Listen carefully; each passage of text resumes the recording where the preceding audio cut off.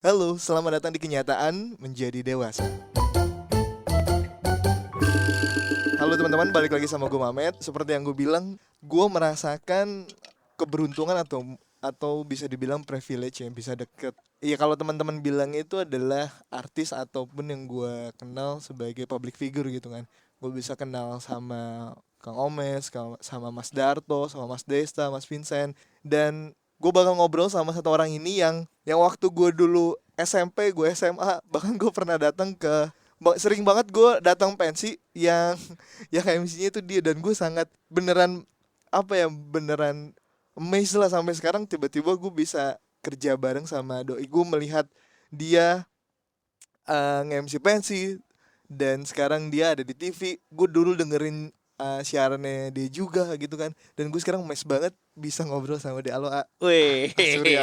Mame. Tapi beneran yang gue bilang gue Masa? datang seriusan, gue ke Vicky Sianipar, acara main di Oh, Cruise yang itu. Insomnia. Iya, Itu lu dan beberapa SMP. SMP. Berarti lu nonton Insomnia? Gue SMP nonton Insomnia. SMA?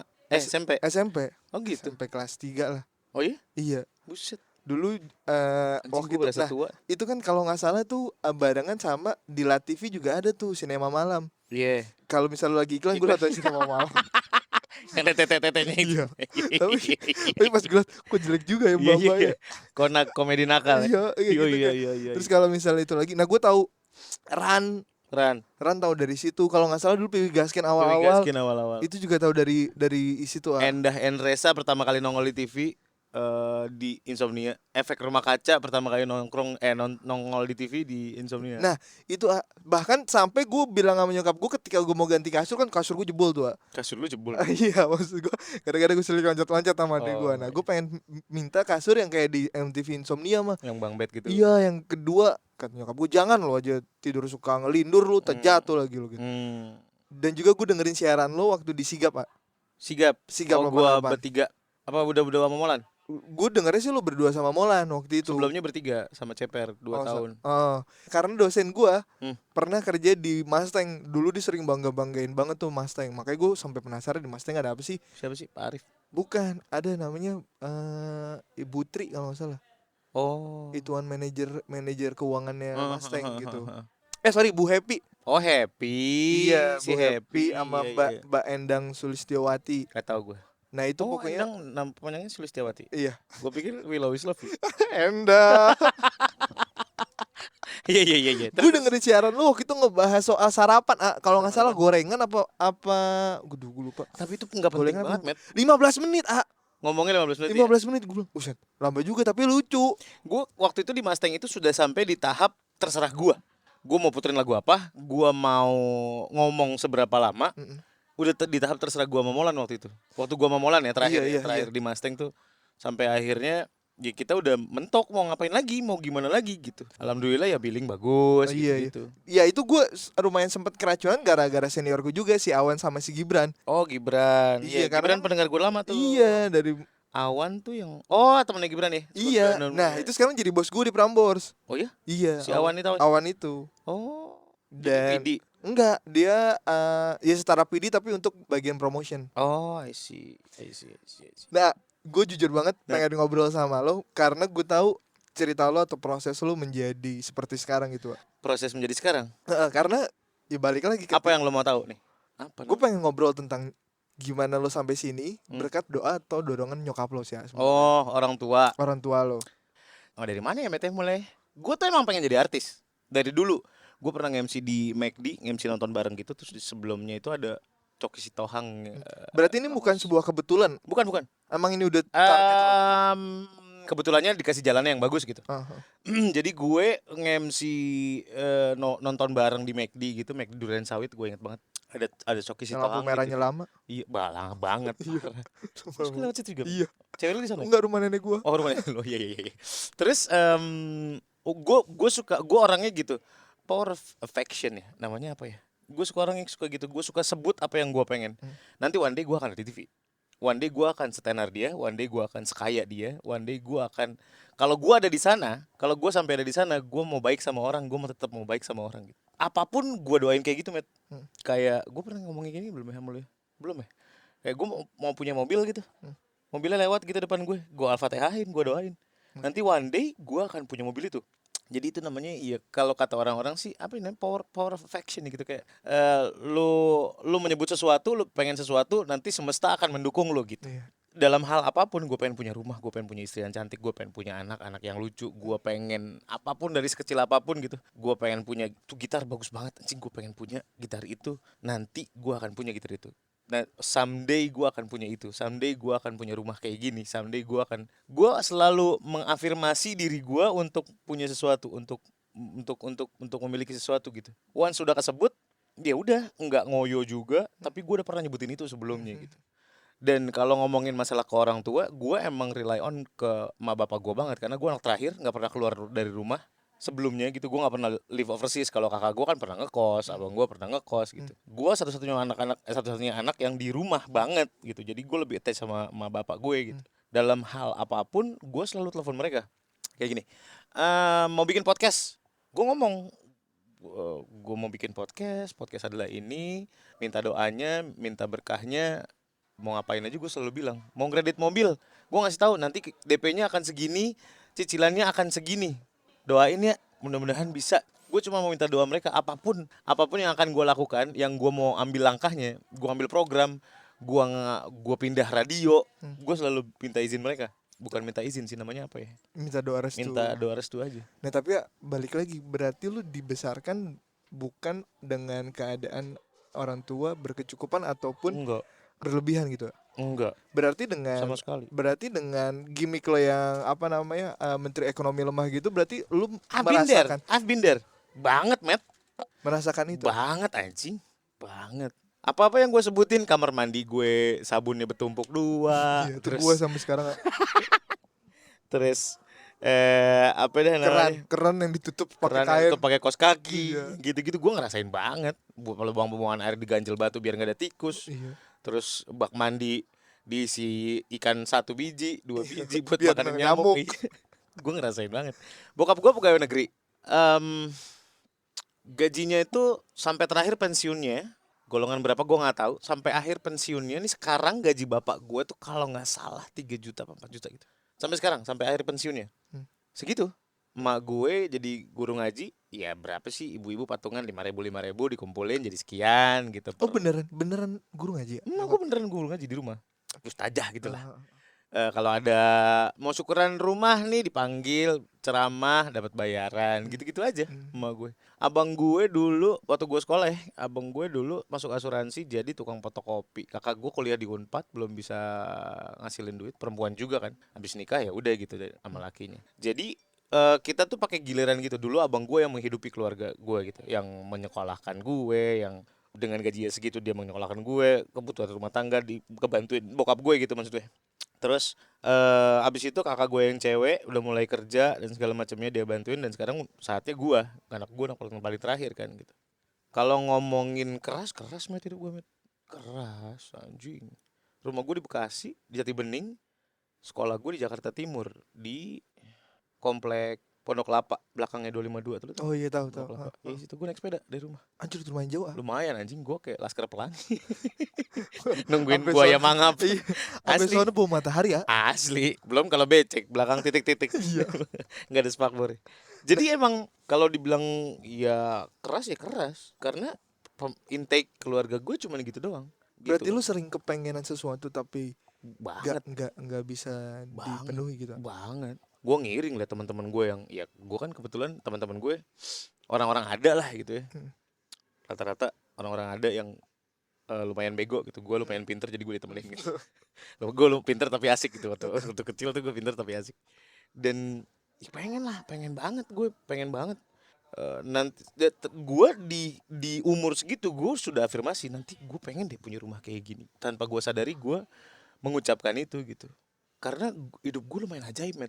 Setelah gue kerja, gue ada satu pengalaman aneh banget. Ini aneh banget. Itu terjadi berturut-turut soalnya.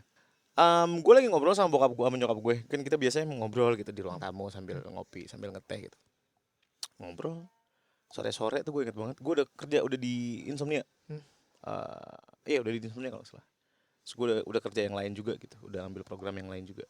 Tiba-tiba ada tetangga gue datang masuk ke rumah gue nangis-nangis. Ternyata dia punya utang sama rentenir gitu lah. Ya orang butuh duit, kalau enggak rumahnya mau dihancurin, kalau enggak mau disita apa segala macem. Punya nagih duit, pokoknya suaminya terjerat gitu 10 juta masalah. Terus gue duduk di situ kan sambil ngeliatin apa sih ini orang kenapa sih gitu, sambil menelaah minta tolong pak. Ya kita juga nggak punya duit kan, bapak gue ngomong gitu kan. Bokap gue di RW waktu itu udah pensiun. Kita juga nggak punya duit ya gimana dong. Ya tolonglah pak, disamperin sama orang-orang gitu lah ke rumahnya. Terus akhirnya butuhnya berapa sih gue nanya gitu, 10 juta. Oh banyak juga ya, gue bilang. Gak lama, sepersekian detik manajer gue telepon, Surya apa udah dikirim ya transfer ke rekening kamu gaji dari program ini berapa, 10 juta. Wah yang duitnya dia nih. Oh langsung lu pinjam? Langsung gue kasih aja. Oh, oke. Udah rezekinya dia, kalau menurut gua ya, menurut gua itu rezekinya dia. Karena nominalnya sama dan di waktu yang sama. Rezekinya dia ya tektok ke gua doang. Beberapa hari berselang, ceritanya ada musola di depan rumah gua, dekat rumah gua tuh ada musola. Bokap gua salah satu pengurus musolanya. Ngomong sama gua, ini musola kalau sholat taraweh kalau hujan udah mau ambruk karena pakai terpal atasnya kan. Nampung air, gendut gitu kan, udah mau ambruk, mau diganti plafon yang bagus lah gitu, pakai besi segala macam. Butuh duit berapa? Wah banyak tuh, 15 juta katanya. Oh ntar deh nyumbang dah 300.000 ya, tapi nggak banyak karena kan duit gua nggak banyak, 300-200 lah habis gajian ya, gue bilang gitu.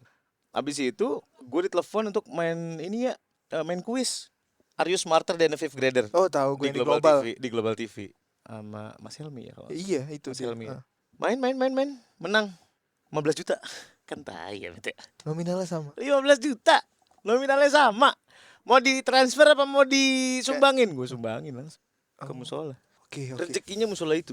Hidup gue tuh wah miraculously, menurut gue ajaib sih, men. Nah tapi yang tadi lu bilang nggak, bokap nyokap lu bukan dalam keadaan bergelimang harta, let's say gitu. Lu pernah sampai sejauh mana ngelihat bokap atau nyokap lu tuh susah? Maksudnya let's say gua mau kuliah waktu itu, tiba-tiba nyokap gua anterin mama ke Cikini gitu. Iya mah ngapain ya, gue bilang ngapain ke Cikini, terus tiba-tiba jual cincin. Gue sampai buat apa ya, buat kakak kuliah buat bulanan gitu. Gue kayak ya lu apa gue bisa balikin cincin nyokap gue nih ketika gue selesai kuliah gitu. Let's say kayak dia udah ngejual cincinnya itu buat gue, cuman buat kuliah. Gue takut ngecewain itu. Nanti lo akan sampai di tahap dimana kepentingan anak lo jauh lebih penting daripada lo. Kayak gue sekarang udah punya anak nih, baru gue ngerasain seorang bapak tuh kayak gimana gitu. Bokap gue seumur hidupnya kerja, nggak punya kendaraan pribadi. Tiap hari jalan kaki, naik bis PPD gitu dari pinggir tol Jatibening situ sampai ke Pasar Baru. Kerja di Pasar Baru, di kantor pos Pasar Baru. Dan bokap gue tuh, I'm not saying ya di sana ada lahan, cuman bokap gue orangnya nggak curang, ngerti nggak? Iya. Makanya dia miskin. Karena dia nggak culas. Karena dia nggak curang. Orangnya korupsi kaya banget kan. Pasti. I'm not saying semua pegawai negeri kayak gitu, enggak. Ada juga yang jujur, termasuk salah satunya bokap gue. Bokap gue nggak pernah curang, makanya dia miskin. Kenapa gue percaya bokap gue nggak pernah curang? Karena hidup kita miskin. Kalau dia curang, teman-teman selevelannya dia udah kaya banget. Jadi kalau gue lihat perjuangan bokap gue parah, naik bis, rokok taruh di sini, masih ngerokok, pulang, ya gitu aja selama berapa puluh tahun dia hidup buat menghidupi gue dengan gaji yang nggak seberapa gitu. Sampai di suatu saat bokap gue lagi dirumahkan, kita lagi nggak punya duitnya, gue lagi ulang tahun, emak gue. Jadi di tradisi keluarga kita tuh nggak ada kue, karena emang kita nggak mampu beli kue. Masak aja udah biasa. Yang gue lihat adalah di situ gue baru merasakan kayak family is not about the thing that you celebrate. Family is not about the thing that's what's on the table when your birthday is gitu. Dari masakan yang sederhana aja yang kita makan tiap hari, duduk ngelingker gitu, gue berlima, mereka doain gue, mereka doain gue gitu. Dan main sholat gue bisa sampai sekarang, mereka doain gue gitu. Maksudnya bukan tentang kue, bukan tentang balon, bukan tentang celebrating. It's all about prayers yang mereka bilang tuh nyampe ke sana gitu. Sampai sekarang gue sering banget doain orang, karena gue tahu gue bisa hidup dari doa orang gitu. Dari doa bini gue, dari doa anak gue, dari doa mertua gue, dari doa emak bapak gue. Yang menyelamatkan gue itu mereka. Gue tuh kalau lo lihat gue bekerja keras, gue staff itu, gue sekeren itu, I'm nothing man. Gue bukan apa-apa gitu. Gue bisa kayak gini tuh karena doa dari mereka. Yang gue bisa cuma ngejagain aja supaya apa yang mereka lakukan gue lakukan ke anak-anak gue. Karena gue selalu bilang sama bapak gue sih, jadi iya makasih buat doanya, karena gue sampai sekarang ini bisa ngerasain ini itu berkat doa mereka gitu. Berarti buat gue juga yang sedang, iya bisa dibilang gue belum bisa membahagiakan, sangat belum bisa membahagiakan nyokap gitu. Gue maksudnya untuk memberikan materi pun gue itu merasa untuk gue sendiri aja juga lumayan sulit ataupun pas-pasan gitu. Bukan tentang apa yang lo kasih ke dia. Ini bukan tentang berapa juta yang lo kasih ke dia setiap bulan. Ini tentang seberapa berhasil mereka membesarkan lo jadi anak yang sekarang.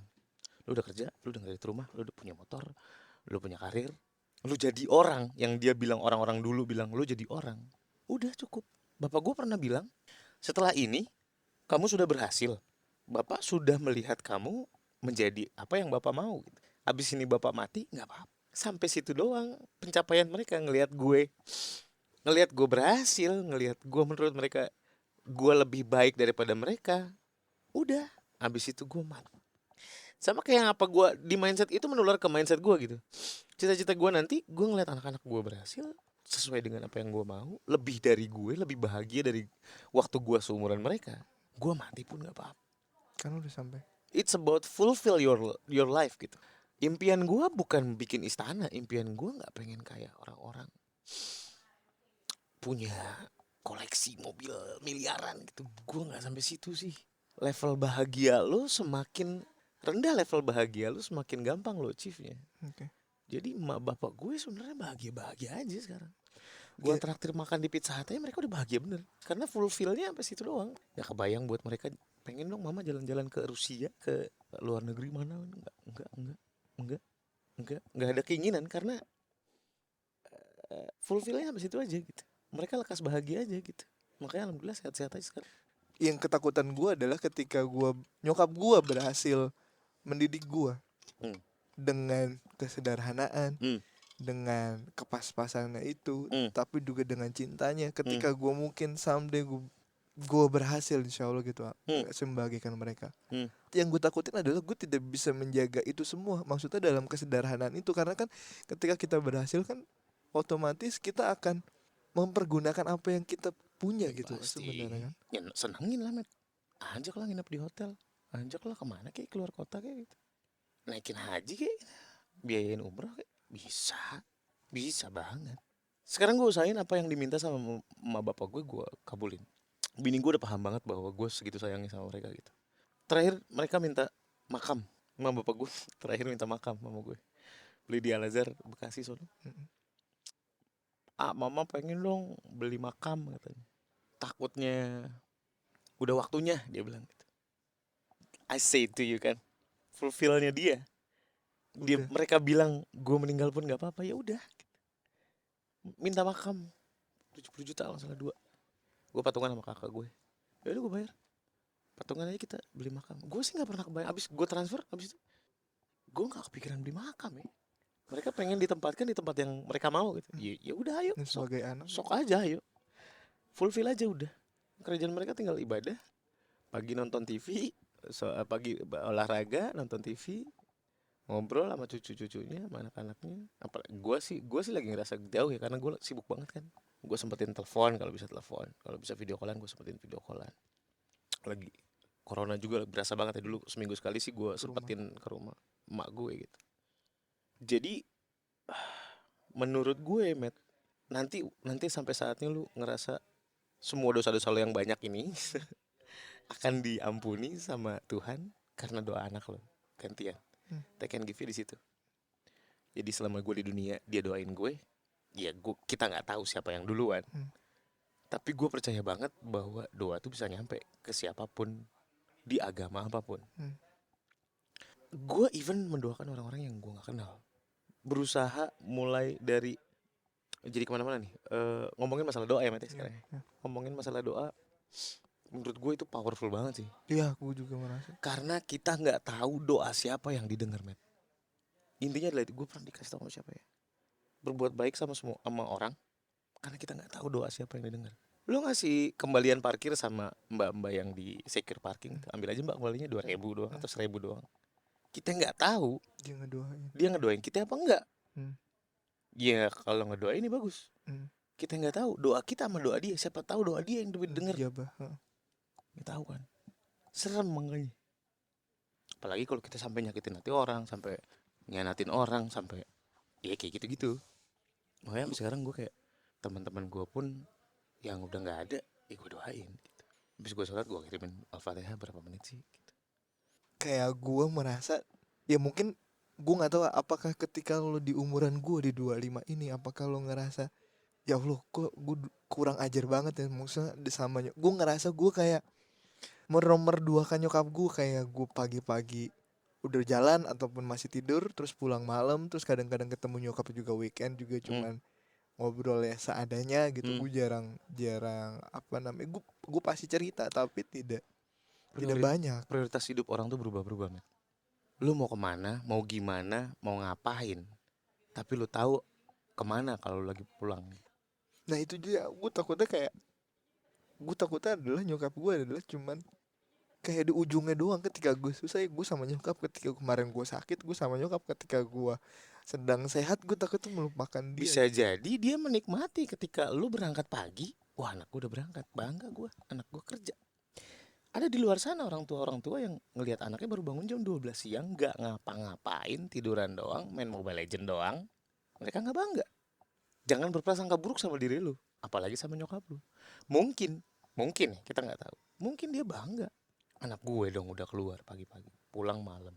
Keras banget kerjanya. Buat bayar apa? Buat bayar ini, buat bayar itu, buat ngasih gue. Bangga sama lu.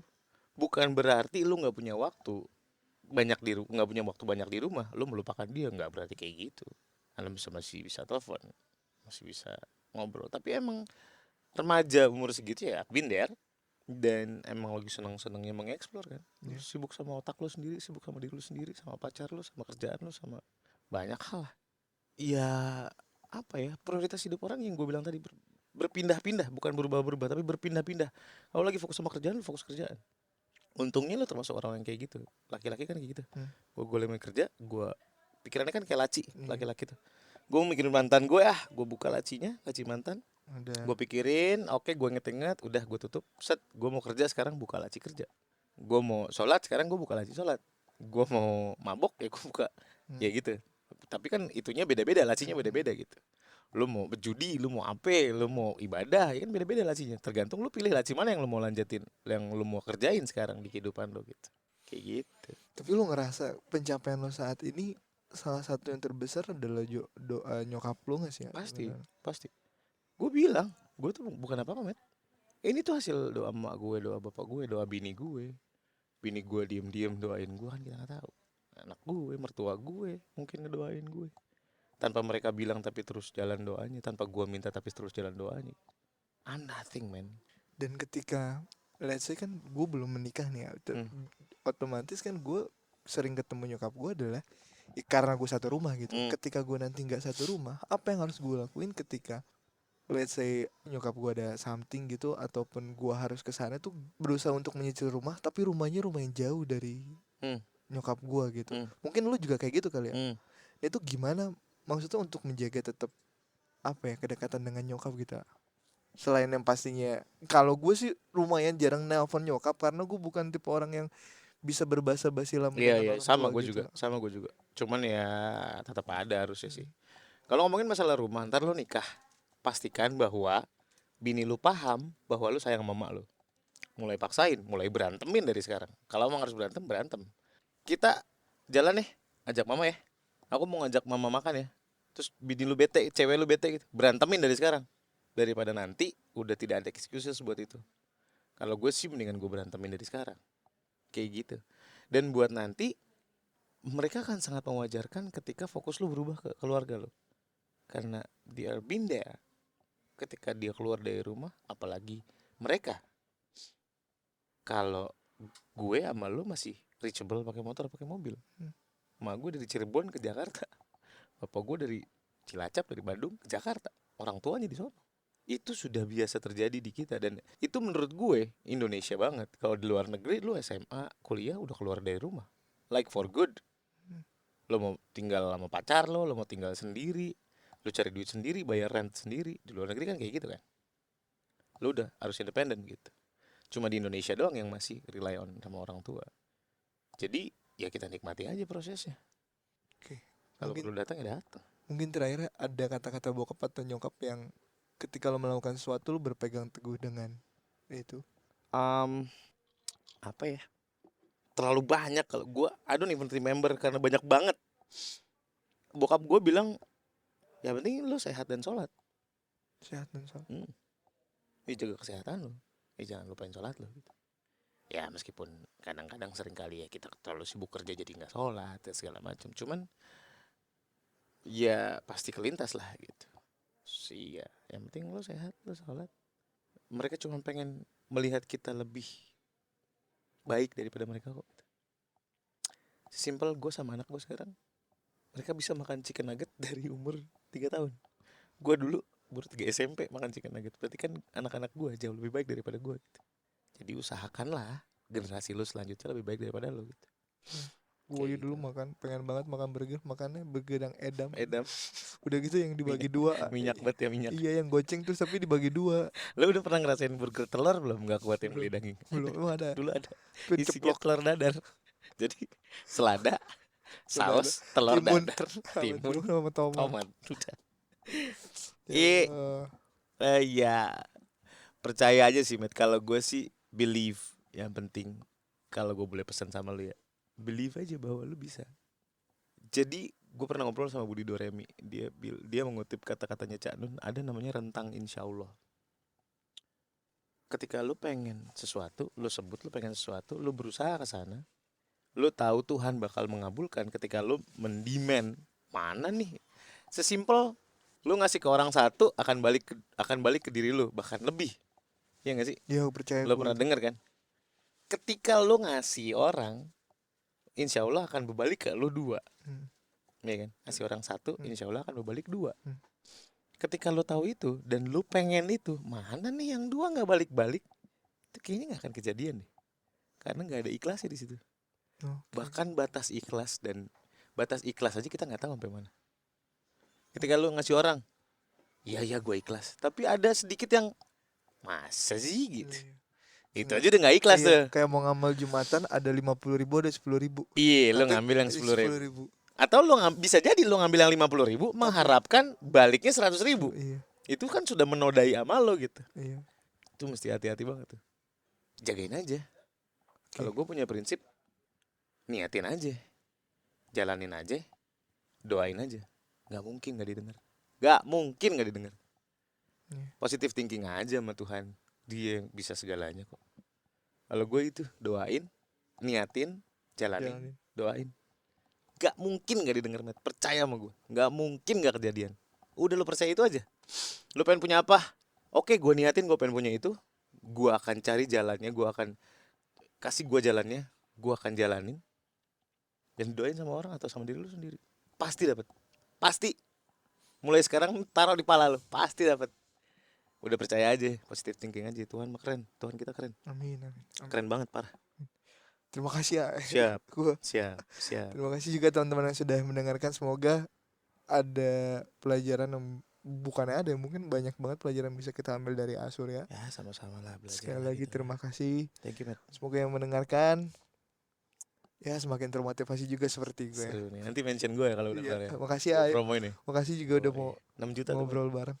Makasih ya. Sekali lagi. Gue deg-degan banget gue.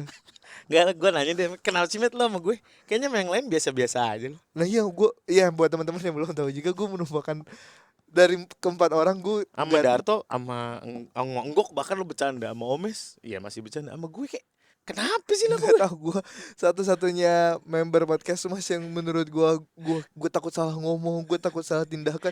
Itu gimana? Kenapa sih? Surya nggak tahu, gue takut. Intimidatif. Enggak juga sih sebenarnya, tapi karena sebelum gue masuk sini kan atau otomatis kan gue kan nanya-nanya ke teman gue kan, gue tanya Gibran, gue tanya parah iya. sih pasti. Nanti gini. Astagfirullah, gue kuat gak ya? Gue takut, ya Allah, takut. Ya itu sih yang akhirnya membuat gue sebenarnya lo, menurut gue Azur itu orang yang sangat baik gitu, sangat baik, sangat suportif. Bahkan ketika gue sakit aja gue selalu ditanyain Azur ya, maksudnya ya Allah masa sih gue sakit di chat sama Azur ya Allah. Tai Ya lo, Allah, Met. Tai. masa sih ya Allah. Gue sampai sampai segitunya. Lu seneng gak sama gue WhatsApp? Seneng banget, Gue makanya tahu. makanya ketika lo WhatsApp gue balas WhatsAppnya cepet kayak Surya balas lagi Kayak kayak balas game gebetan nih. iya, Lu seneng gak? seneng Lu banget bahagia gak? bahagia alhamdulillah. Ngebahagiain orang tuh sesederhana itu, Met. Oh iya. Gue nyenengin lo sesederhana itu. Ternyata membahagiakan orang itu bikin bahagia. Ternyata nyenengin orang itu gampang. Iya. Orang lagi ngepel, Mas maaf ya, Miss ya, maaf ya. Seneng tuh orang, ngerasa dihormatin, dia lagi kerja. Banyak orang yang lewat-lewat aja gitu. Oke. Paham gak lo? Paham. Nyenengin orang tuh gampang. Gue sering banget dapet yang cerita lagi nih. Gak apa jadi panjang. Nggak apa-apa. Gue sering banget dapet orang yang gue repost, bang makasih banget ya, gue ngefans banget sama lu, gue jadi seneng banget nih.